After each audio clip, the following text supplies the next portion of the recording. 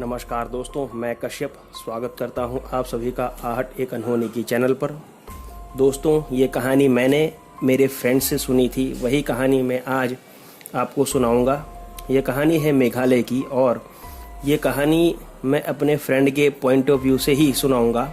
एक दिन मैं ठेकेदारी का काम ख़त्म करके घर वापस आ रहा था और शाम को 5 बजे ही काफ़ी अंधेरा हो चुका था। दोस्तों, मेघालय में काफ़ी जल्दी सूर्योदय और सूर्यास्त होता है और आप तो जानते ही होंगे कि यहाँ हमेशा ही बारिश होती रहती है। अपना काम ख़त्म करके बारिश में ही मैं अपनी बाइक से निकला था और आगे जाके पहाड़ी रास्ते पर मेरी बाइक अचानक बंद हो गई। मैंने बाइक नई खरीदी थी, अच्छी बाइक थी, अचानक से बंद होने की वजह मैं नहीं जान पाया।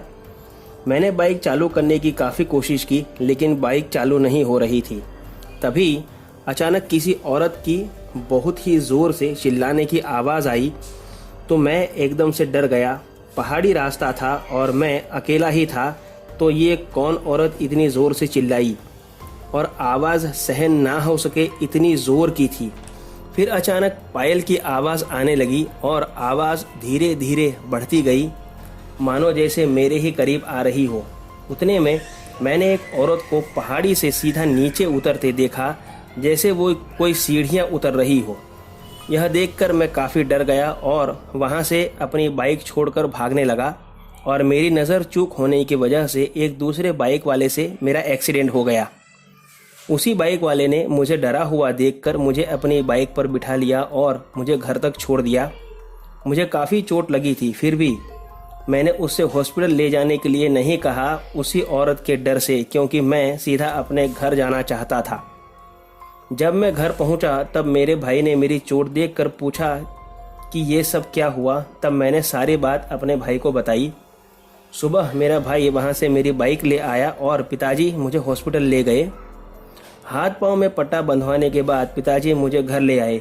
जब इस वाकये के बारे में मेरे मजदूरों को पता चला तो उन लोगों ने मुझसे पूछा कि क्या साहब, आपको ये पता नहीं था कि उस औरत को पहाड़ों से उतरती मौत के नाम से जाना जाता है।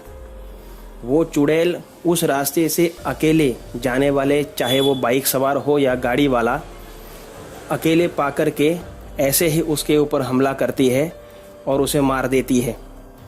साहब, आपका नसीब अच्छा था, या यूं कहें कि हमारा नसीब अच्छा था कि वो दूसरा बाइक सवार वहाँ पर आ गया, वरना कल क्या हो जाता कुछ नहीं पता। इसके बाद मैंने रात के समय से पहले ही ठेकेदारी का काम ख़त्म करने का निश्चय कर लिया और 5 बजे तक मैं हमेशा घर पहुंच जाता हूं। उस रास्ते पर दोबारा मेरे साथ ऐसा कोई वाकया नहीं हुआ। तो दोस्तों, कैसी लगी आपको आज की कहानी, मुझे कमेंट बॉक्स में ज़रूर बताइए। और अगर आपके पास में भी ऐसी कोई कहानी है तो आप मेरे साथ में शेयर कर सकते हैं। मेरा ईमेल एड्रेस मैंने डिस्क्रिप्शन बॉक्स में दिया हुआ है। और अभी तक अगर आपने मेरी चैनल को सब्सक्राइब नहीं किया है तो अब कर लीजिए।